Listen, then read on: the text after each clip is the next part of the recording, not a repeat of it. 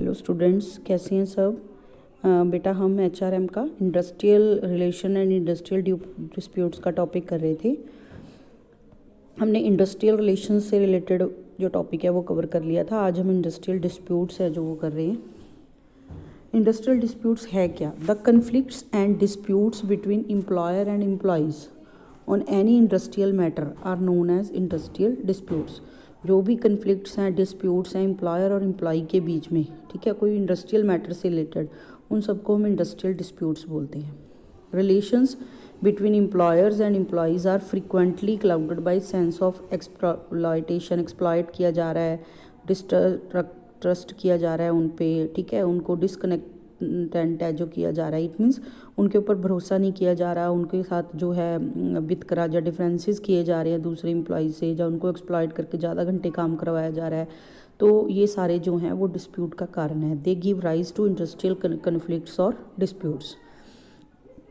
तो term dispute जो है, इसको कौन कौन से फैक्टर्स हैं इसमें? फर्स्ट है there must actually be a difference और डिस्प्यूट। डिफरेंस मतलब ओपिनियन जो है एक दूसरे से डिफरेंस होना चाहिए, तभी डिस्प्यूट अराइज होएगा। The dispute could be between employer and employee, employee and employee, और एम्प्लॉयर एंड एम्प्लॉई के बीच में हो सकता है, एम्प्लॉयर के बीच में हो सकता है, एम्प्लॉई के बीच में हो सकता है, या एम्प्लॉयर और एम्प्लॉई के बीच में हो सकता है। The dispute must pertain to some work related issues से होना चाहिए, इंडस्ट्रियल रिलेटेड मैटर्स से होना चाहिए। There must exist a relationship of employer and workman as a result of the contract of employment. वो एम्प्लॉयर एम्प्लॉई का उनमें relationship होना चाहिए। डिस्प्यूट बिटवीन वन और two workman and their employees is not an industrial dispute. कहता है dispute जो है वन और two workman and their employers is not an industrial dispute.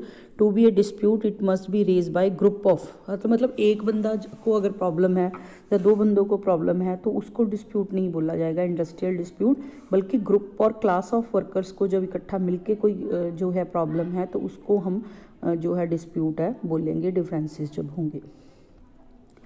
आगे हैं फॉर्म्स ऑफ इंडस्ट्रियल डिस्प्यूट्स। अलग अलग तरह के डिस्प्यूट्स हैं, उसकी फॉर्म्स हो सकती हैं। फर्स्ट आपके पास है स्ट्राइक, सबसे कॉमन जो देखी जाती हैं। Strike is very powerful weapon and used by the trade unions to get their demands, है जो वो एक्सेप्ट की जाए मैनेजमेंट के द्वारा। It means quitting work by a group of workers for purpose of bringing, pressure देने के लिए एम्प्लॉयर को ताकि वो एक्सेप्ट कर सके डिमांड को, तो काम को है जो वो क्विट कर देते हैं वर्कर्स, ग्रुप ऑफ वर्कर्स जो है मिलके। That is called strikes. अब स्ट्राइक्स हैं, उसकी अलग अलग टाइप्स हो सकती हैं। इकोनॉमिक स्ट्राइक हो सकती है, सिंपैथेटिक स्ट्राइक हो सकती है, जनरल स्ट्राइक हो सकती है। तो इकोनॉमिक स्ट्राइक क्या है? Under this type of strike members of the trade union stop work to enforce their economic demand, such as wages से रिलेटेड, बोनस से रिलेटेड, या कंडीशन ऑफ वर्क ठीक की जाएँ। तो पैसे से रिलेटेड जब मैटर्स से रिलेटेड स्ट्राइक करते हैं तो उसको इकोनॉमिक स्ट्राइक बोलते हैं। Second is sympathetic strike, when the members of union collectively stop work to support or express their sympathy with the members of their union। मान लो कि कुछ बंदों के साथ गलत हुआ है तो उनके साथ सिंपैथी जताने के लिए इकट्ठे होकर स्ट्राइक करते हैं, that is called sympathetic strike. Third है general strike. It means a strike by members of all और most of the unions in a region on an industry. एक इंडस्ट्री के ज़्यादातर लोग या यूनियंस मिलकर जो स्ट्राइक है जो करती हैं। नेक्स्ट है sit down strike. Sit down strike क्या है? When workers do not leave their place, नहीं छोड़ते बट काम जो है करना बंद कर देते हैं, बैठे वही वर्क प्लेस पे रहते हैं जहां उनका काम है, लेकिन बेले बैठते हैं, सिट डाउन हो जाते हैं वहीं पे। और इसको पेन डाउन या टूल्स डाउन स्ट्राइक भी बोलते हैं। मतलब हथियार रख देते हैं, अपने टूल्स रख देते हैं और काम नहीं करते कोई भी, और वहीं बैठे रहते हैं काम पे। Slow down strike, employees remain on their jobs under the type of strike, they do not stop work, काम नहीं बंद करते बट रेट ऑफ आउटपुट जो है वो कम कर देते हैं, मतलब उतनी एफिशिएंसी से काम नहीं करते, टैक्टिक अपनाते हैं जिससे कम से कम प्रोडक्शन है जो हो। नेक्स्ट है lightning strike. Out of provocation workers may go on strike without notice और एट वेरी शॉर्ट नोटिस, बहुत कम समय में नोटिस दिया कि हम चले हैं और एकदम से स्ट्राइक कर देते हैं, दैट इज कॉल्ड शॉक और सरप्राइज जैसा होता है, that is called lightning strike. Hunger strike, to gain sympathy लेने के लिए पब्लिक की और दूसरे बंदों को एम्प्लॉयर की आंखों में आने के लिए कि नोटिस किया जाए, वो खाना पीना छोड़ देते हैं, वो शेड्यूल बाई स्पेसिफाइड पीरियड के लिए खाना पीना छोड़ देते हैं, हंगर स्ट्राइक पे चले जाती हैं सिक्वेंटल मैनर पे, तो उसको बोलते हैं हंगर स्ट्राइक, भूख हड़ताल जिसको हम बोलते हैं। तो ये थी डिफरेंट टाइप ऑफ स्ट्राइक्स हैं जो डिस्प्यूट्स के कारण अराइज हो सकती हैं। सेकेंड है आपके पास lockouts. Lockout is the concurrent part of counter part of strike. In lockout the employer closes down its factory और place where his workers are employed और if he refuses to continue in his employ person और person because he want to force them agree to its terms and condition. तो employer है जो वो lockdown कर देता है, अपनी फैक्ट्री को बंद कर देता है ताकि जो उन पे प्रेशर बनाया जा सके और वो काम पे वापस आएँ कि काम बिल्कुल ही बंद किया जा रहा है। थर्ड है gherao. Gherao is a Hindi word which means to surround, इकट्ठा हो जाना, आपस में घेरा डाल लेना किसी बंदे के। It denotes A connective action initiative by a group of workers under which members of the management of an industry establishment. उनको प्रोहिबिट किया जाता है कि वो बिजनेस पे या रेजिडेंशियल प्रोमिसेस पे एंटर ना कर सके, वहाँ पे उनका घेराई कर देते हैं, बैरिकेड्स लगा देते हैं इकट्ठे होके बंदे जो हैं उनके सामने, तो उसको हम बोलते हैं घेराव। नेक्स्ट है पिकेटिंग। पिकेटिंग है in this method workers disordered from reporting for work by certain persons station at the gate of the factory. कुछ बंदे खड़े हो जाते हैं और जो भी वर्कर काम करने के लिए आते हैं तो उनको मना कर देते हैं कि आपने काम करने नहीं जाना। Boycott. Boycott aims at disturbing the normal functioning of an enterprise through forecast appeals and negative behaviors act.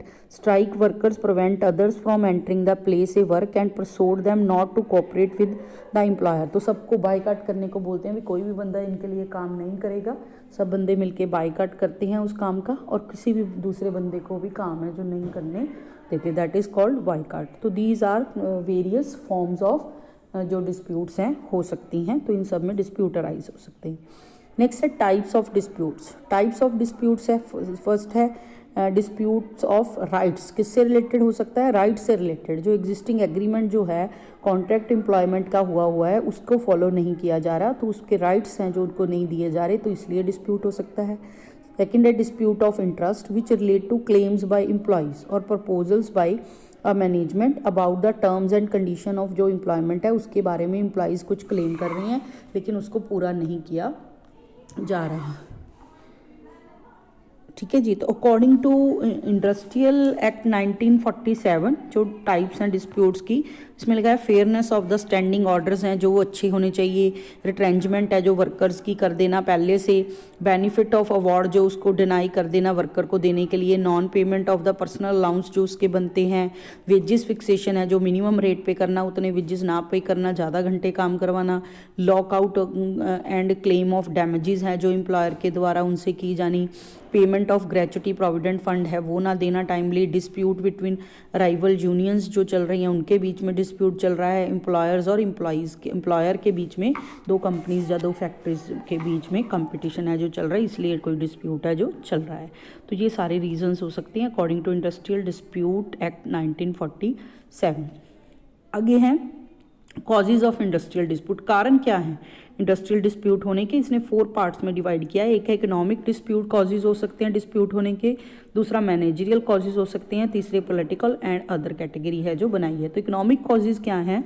जिसमें जो फाइनेंशियल मैटर्स हैं उनसे रिलेटेड जो है जिनका इम्पैक्ट फाइनेंस पे पड़ता है, मनी रिलेटेड जो मैटर्स हैं उनसे रिलेटेड जब कॉजेज हैं। फर्स्ट है wages and allowances. Demand for increase in wages कर रहे हैं वर्कर्स लेकिन जो कंपनी है वो नहीं कर रही, इन्फ्लेशन के अकॉर्डिंग जो उनकी वेजेस हैं और अलाउंसेज हैं उनको इंक्रीज नहीं कर रही। सेकेंड है bonus. Both the quantum and the method of bonus payment has to be lead number of disputes के बोनस है जो जिस तरीके से पे किया जा रहा है वो सही तरीके से नहीं पे किया जा रहा, वो कारण हो सकता है। थर्ड है वर्किंग कंडीशन अच्छी नहीं है, हाइजीन प्लेस नहीं है, प्रॉपर हीटिंग वेंटिलेशन जो लाइटिंग वगैरह चाहिए वो प्रॉपर नहीं दी जा रही है और वर्किंग आवर्स ज़्यादा घंटे उनसे काम करवाया जा रहा है। नेक्स्ट है modernization and automization. The attempt to modernization जब भी होगी तो इंट्रोडक्शन होगी ऑटोमेटिक मशीनरी, तो उससे रिप्लेस होंगे वर्कर्स, वो वर्कर्स को कम करेंगे और जो ऑटोमेशन सिस्टम है उसको लागू करेंगे जिससे मशीनों का यूज़ ज़्यादा होगा as compare to human being का। तो इसकी रेसिस्टेंट के लिए भी जो है वो एम्प्लॉयज़ हैं जो वो रेसिस्ट कर सकते हैं। एक है डिमांड फॉर अदर फैसिलिटीज़। मान लो कि अदर फैसिलिटीज़ डिमांड करते हैं वर्कर्स जो हैं कि medical facilities, education facilities, housing facility उनको मिलनी चाहिए, वो नहीं मिल रही, तो एक कारण ये भी हो सकता है। तो ये सारे इकोनॉमिक कॉजेज़ हैं जिनके कारण डिस्प्यूट्स अराइज होते हैं। इसके बाद आपके पास मैनेजरियल कॉजेज़ हैं। मैनेजरियल कॉजेज़ क्या हैं कि जो मैनेजमेंट डिसीजंस ले रही है वो सही तरीके से नहीं ले रही, वो जो एम्प्लॉयज़ हैं उनके हक में नहीं ले रही। फर्स्ट है failure to recognise the trade unions. तो ट्रेड यूनियंस जो हैं उनको रिकोगनाइज़ नहीं करती, उनको इंपॉर्टेंस नहीं देती मैनेजमेंट, एक रीज़न हो सकता है जिसके कारण ट्रेड यूनियंस हैं जो डिस्प्यूट राइज करती हैं। सेकंड है डिफेक्टिव रिक्रूटमेंट पॉलिसीज़। जो रिक्रूटमेंट पॉलिसीज़ हैं कंपनी की वो अच्छी नहीं है, जिन बेसिस पे लोगों को वो रिक्रूट करते हैं, जब प्रमोट करते हैं, वो सिस्टम सही नहीं है। थर्ड है irregular lay off and retrenchment. Lay off and retrenchment are reasons to be mention for encouraging industrial dispute. क्योंकि किसी भी बंदे को हायर एंड फायर, जब चाहे जिस बंदे को रख लिया, जब चाहा किसी बंदे को निकाल दिया, तो ये भी डिस्प्यूट है जो अराइज करता है। नेक्स्ट है D finance of agreements and code. जो कोड्स एथिक्स प्रोविजंस रखी गई हैं एग्रीमेंट में उनको फॉलो नहीं किया जाता, कोड ऑफ डिसिप्लिन जो हैं जो उनको एक्सप्लॉइट किया जा रहा है। नेक्स्ट है डिफेक्टिव लीडरशिप। इनएफिशिएंट लीडरशिप है जो वो भी कॉजेज है डिस्प्यूट का। Defective management leadership ignores the labour problems को इग्नोर किया जाता है। लीडरशिप क्वालिटीज़ हैं जो मैनेजमेंट उनको फॉलो नहीं करती और डिस्प्यूट अराइज होते हैं। नेक्स्ट है weak trade unions. Weak trade unions also lead to industrial unrest in some undertakings there is no union and some other undertakings. अगर यूनियंस हैं भी हैं तो वो बहुत ज़्यादा स्ट्रॉन्ग नहीं है। तो मान लो एक से ज़्यादा यूनियंस हैं तो उतनी स्ट्रॉन्ग नहीं होंगी क्योंकि 2-3 यूनियंस में बांट दिए गए हैं। तो इनसे इस तरह से भी जो डिस्प्यूट्स हैं अराइज होते हैं। तो ये थे managerial causes of disputes, industrial disputes. Third one आपके पास दिए हैं पॉलिटिकल कॉजेज। तो पॉलिटिकल कॉजेज में क्या है, political leaders have used unions को यूज़ किया जाता है पॉलिटिकल लीडर्स के लिए ताकि वो पावर को यूज़ कर सकें। तो वो भी इन द प्लांट जो है वो भी डिस्प्यूट है जो अराइज होता है, क्योंकि प्रेफरेंस है जो किसी को दी जाती है किसी को नहीं दी जाती। तो यूनियंस को अपने हाथ में ले लेती है पॉलिटिकल पार्टीज ताकि जो है प्रेफरेंस उनको मिल सके। तो ये भी एक कारण है पॉलिटिकल कॉजेज। नेक्स्ट है other causes. In addition to the causes mention, और बहुत सारे कारण हो सकते हैं इंडस्ट्रियल डिस्प्यूट के। इंटर यूनियन राइवल्स चल रही हैं, मिसबिहेवियर है एम्प्लॉयर का एम्प्लॉय के साथ, lack of proper communication system नहीं है जिससे उनको कन्वे नहीं हो रहा मैसेज। तो ये सारे रीजंस हो सकते हैं जिनके कारण इंडस्ट्रियल डिस्प्यूट्स हैं जो वो अराइज हो सकते हैं। नेक्स्ट आपके पास है प्रिवेंशन ऑफ इंडस्ट्रियल डिस्प्यूट। कैसे इंडस्ट्रियल डिस्प्यूट को रोका जा सकता है, प्रिवेंट किया जा सकता है। हम सारे जानते हैं prevention is always better than cure. तो prevention steps should be therefore be taken so that industrial dispute do not occur, ताकि इंडस्ट्रियल डिस्प्यूट्स हैं जो वो ना हों। फर्स्ट है workers participation in management. Maximum participation है जो वर्कर्स की वो मैनेजमेंट में होनी चाहिए। किस तरीके से हो सकती है मैनेजमेंट में वर्कर की पार्टिसिपेशन? वर्क्स कमेटीज़ बना के हो सकती है। एवरी इंडस्ट्रियल अंडरटेकिंग जिसमें 100 या उससे ज़्यादा एम्प्लॉयज़ काम करते हैं तो उनकी ऑब्लिगेशन है कि वहाँ वर्क कमेटीज़ बनी होनी चाहिए। सेकेंड है joint management council. Just to make a start in labour participation in management, government suggested कि इंडस्ट्रियल रेजोल्यूशन 1956 के अकॉर्डिंग जॉइंट मैनेजमेंट काउंसिल्स बनी होनी चाहिए, लेकिन ये इनफेक्टिव रही, उतनी ज़्यादा सक्सेसफुल नहीं रही वर्क कमेटीज से ज़्यादा। Shop council have been establish in the manufacturing and mining industries में ज़्यादातर एम्प्लॉयज़ मोर देन 500 जहाँ पे काम कर रही हैं, चाहे प्राइवेट पब्लिक जॉइंट सेक्टर कोई भी हो। These council assist the management in achieving production targets हैं जो उनको अचीव करने में हेल्प करती है। Optimise use of machinery and man power है जो उसमें हेल्प करती है, और इन्फोर्स करती है कि सेफ्टी मेजर्स हैं जो अपनाए जाएँ ताकि शॉप फ्लोर पे जो डिसिप्लिन है वो मेंटेन किया जा सके। तो जनरली मैन्युफैक्चर और माइनिंग में शॉप काउंसिल्स हैं जो बनाई जाती हैं। नेक्स्ट है joint councils are set up for whole unit and deals with matters related to optimal production and efficiency and the fixation of productivity norms for man, के कितने घंटे किस बंदे ने कितनी प्रोडक्शन है जो करनी है उससे रिलेटेड जो है बनाती हैं rules. Development of skills of the workers के साथ कंसर्न है। Provision of adequate facilities, trainings वगैरह प्रोवाइड की जाए उनको। शेड्यूल बनाया जाए वर्किंग आवर्स का और हॉलीडेज़ का। Rewarding of valuable and constructive suggestion, अगर कोई देता है वर्कर्स तो उसको रिवॉर्ड देना। ऑप्टिमम यूज़ ऑफ रिसोर्सेज है जो उसमें हेल्प करना। क्वालिटी ऑफ फिनिश प्रोडक्ट है जो उसके बारे में, एंड सेफ्टी मेजर और general health and welfare of workers के बारे में।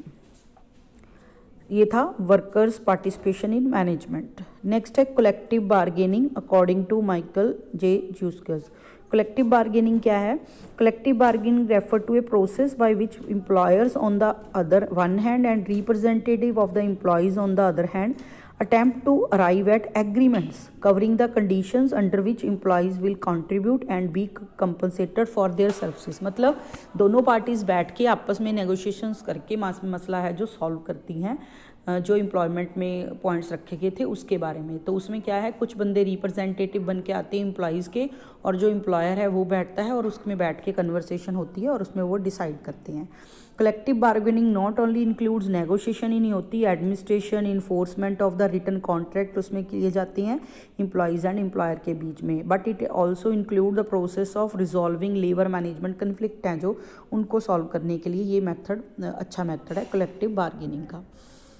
नेक्स्ट है grievances redressal procedure. Grievances redressal procedure क्या है? Grievances are symptoms of conflict in the enterprise, so they should be handled very promptly and efficiency. जब भी कोई कंप्लेन किसी बंदे की आती है उसको ग्रीवेंसेज बोलते हैं हम।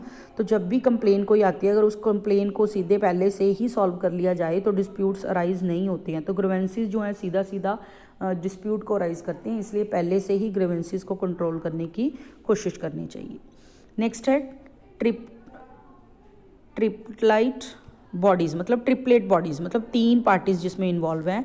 Various bodies composed of the representative of employers के रिप्रेजेंटेटिव, एम्प्लॉयज़ के and the government have been set up for the construction and discussion on questions affecting labour.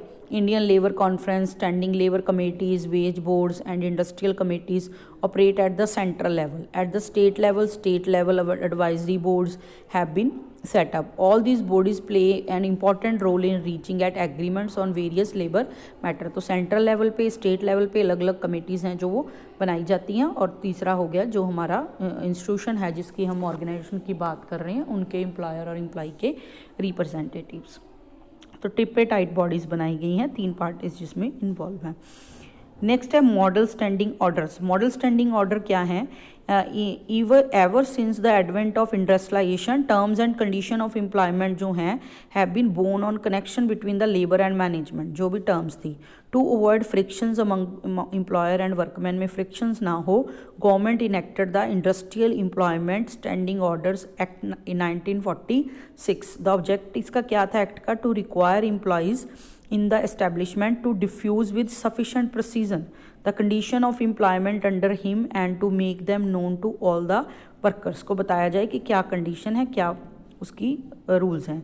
Such conditions include conditions of recruitment, discharge, disciplinary action क्या हो सकते हैं, holidays, leave क्या होंगी workers को, उसके बारे में सारा डिटेल्ड है जो उनको बताई जाए। तो ये एक्ट जो अप्लाई होता है वहाँ पे जहाँ पे 100 या उससे ज़्यादा एम्प्लॉयज़ हैं जो काम करते हैं। तो ये था मॉडल स्टैंडिंग ऑर्डर्स, सारे एक्ट के रूल्स हैं जो अप्लाई होंगे। नेक्स्ट है नेशनल आर्बिट्रेशन प्रमोशन बोर्ड जो है बनाया गया है। The truce resolution 1962 and the code of discipline as evolved in 1958 recognition the principle of voluntary arbitration. It was agreed that any dispute would be referred to voluntary arbitration if conciliation efforts fail। अगर conciliation efforts fail हो जाती हैं तो उसके बाद जो है उसको arbitration, voluntary arbitration करके उसको complete किया जाना चाहिए। Board attempts to ensure that employers and workers take greater resource to the voluntary approach to settle industrial dispute। तो आपस में बैठ के ज़्यादा अच्छी तरह से सॉल्व किया जा सकता है एज कम्पेयर टू तीसरे बंदे को इन्वॉल्व करके। नेक्स्ट है the implementation machinery. The implementation and evaluation committee has been set up at the centre. क्या? To ensure proper implementation of the code of conduct, code of discipline है जो उनको किया जा रहा है या नहीं, labour laws, awards and agreements with the view to reduce source itself the main cause और कॉजेज ऑफ। जो डिस्प्यूट्स के कॉजेज हैं पहले से ही उनको कम करने की कोशिश की जाए। इस तरह से कोड ऑफ कंडक्ट और कोड ऑफ डिसिप्लिन लागू हो ताकि वो पहले से ही उसको रोका जा सके। नेक्स्ट है to take preventive actions by settling disputes before they assume serious. जब तक सीरियस नोट पे पहुंचे उससे पहले ही उसको सॉल्व करने की कोशिश की जाए। कुछ प्रिवेंशंस हैं जो ली जाएं। To evaluate the impact of major strikes, lockdown and disputes जो हैं उसके बारे में उसका क्या इम्पैक्ट पड़ेगा उसको स्टडी करना। To evaluate the working and implementation of important labour legislation जो है पॉलिसीज़ बनी है उनका क्या इफेक्ट पड़ेगा उसके बारे में स्टडी करना। The central organisation of workers and employers have set up a machinery to screen cases of industrial dispute अगर अराइज होते हैं तो उनको कैसे उन्होंने हैंडल करना है और किस तरीके से उसको सॉल्व है जो करना है। तो इसलिए सेंट्रल ऑर्गेनाइजेशन ऑफ वर्कर्स हैं जो वो इसको देखती है। तो ये सारे थे कैसे इंडस्ट्रियल डिस्प्यूट्स जो हैं उनको होने का प्रिवेंट किया जा सकता है। यही पॉइंट बेटा सेटलमेंट में दिए गए हैं। सेटलमेंट ऑफ इंडस्ट्रियल डिस्प्यूट में दैट इज़ वर्क कमेटीज़ हैं जो 100 या उससे ज़्यादा वर्कर काम करते हैं, वर्क कमेटीज़ बनाई जाएँ जो उनके सारे जो कंडीशंस हैं उनको उसमें डिफाइन करेंगी प्रोडक्टिविटी एंड प्रोडक्शन से रिलेटेड। सेकेंड है ग्रीवेंसेस सेटलमेंट अथॉरिटी बनाई जाए जो ग्रीवेंसेस कंप्लेंट्स बंदे की होती हैं उनको जल्दी से जल्दी सॉल्व किया जाए ताकि वो डिस्प्यूट का रूप ना ले, इंडस्ट्रियल डिस्प्यूट का ना ले। थर्ड है कंसाइलेशन ऑफिसर्स हो सकते हैं। The central and state government can appoint conciliation officers जो मीडिएट करते हैं डिस्प्यूट्स को। जो नोटिस में आता है गवर्नमेंट के तो उसके बाद वो जो है सिविल कोर्ट का ऑफिसर जो है सारी पावर्स होती हैं उसके सिविल कोर्ट की, तो वो जो कंसाइलर्स हैं वो दोनों से मिल बैठ के बात करके उनका फैसला करवाने की कोशिश करते हैं। नेक्स्ट है conciliation board. When the conciliation officer fail to resolve the dispute, नहीं सॉल्व कर पाता, the government can appoint a board of conciliation. The board of conciliation is not a permanent institution, नहीं है, सिर्फ एक पर्टिकुलर पर्पज़ के लिए किया जाता है। It is an ad hoc tripartite body having the powers of a civil court की तरह ट्रिपलेट बॉडी है, तीनों पार्टीज इसमें इन्वॉल्व होती हैं। It consist of chairman and 2 or 4 other members nominated in equal numbers by the parties to the dispute. मतलब equal बंदे होंगे, इक्वल बंदे मैनेजमेंट के या एम्प्लॉयर के और इक्वली बंदे होंगे एम्प्लॉय के, और एक चेयरमैन है जो वो बोर्ड का होगा। ठीक है, तो ये कंसाइलेशन प्रोसीडिंग्स करता है और आपस में उनकी सॉल्व करवाने की कोशिश करता है। नेक्स्ट है court of inquiry. Court of inquiry when an industrial dispute remain unresolved by the conciliation officer और बोर्ड ऑफ कंसाइलर भी नहीं सॉल्व कर पाता तो मैटर है जो कोर्ट ऑफ इंक्वायरी के पास आ जाता है। एक कोर्ट ऑफ इंक्वायरी में कंसिस्ट ऑफ 1 इंडिपेंडेंट पर्सन और सच नंबर ऑफ इंडिपेंडेंट पर्सन जो भी अप्रोप्रिएट गवर्नमेंट है जो सोचती है, ठीक लगता है उसको। A court of inquiry has the same powers as vested to the civil court. तो ड्यूटी क्या है कोर्ट ऑफ इंक्वायरी की? To inquire into the matters refer to and submit the report to the government within the 6 months from the date of commencement of the inquiry. जो हमारा कंसाइलेशन officer है उसको 14 days में report है जो अपनी submit करवानी होती है और इसको हमने 6 months की टाइम है जो दिया है। तो जो हमारा कंसाइलेशन बोर्ड था उसने 2 months में करवानी होती है और कोर्ट ऑफ इंक्वायरी ने 6 months में करवानी होती है। If settlement is not arrived at by the efforts of the above machinery, A 3 time machinery for compulsory registration is provided under the act. Labour courts हैं उसमें सॉल्व किया जा सकता है। इंडस्ट्रियल ट्रिब्यूनल्स हो सकते हैं स्टेट लेवल पे बनाए हुए, नेशनल ट्रिब्यूनल सेंट्रल लेवल पे सेंट्रल गवर्नमेंट के द्वारा बनाए जा सकते हैं। इट मीन्स डिस्ट्रिक्ट लेवल पे, स्टेट लेवल पे एंड नेशनल लेवल पे 3 पार्ट पे मशीनरी है जो बनाई गई है। Machinery in the sense 3 levels हो सकते हैं सॉल्व करने की, अगर फर्स्ट मैटर पे, सेकेंड लेवल पे एंड थर्ड लेवल पे। जैसे हम कोर्ट में होता है पहले अपने लोकल कोर्ट में करते हैं अप्लाई, फिर उसके बाद हाई कोर्ट में करते हैं, फिर सुप्रीम कोर्ट में कर सकते हैं। उसके इस तरह से जो है लोकल, फिर उसके बाद स्टेट और उसके बाद नेशनल, 3 तरह की मशीनरी है जो दे रखी है जहां वो अपना जो मैटर है वो लेके जा सकते हैं और सॉल्व कर सकते हैं। तो ये था बेटा टॉपिक आपका industrial relations and industrial disputes का। मिलते हैं बेटा नेक्स्ट वीडियो।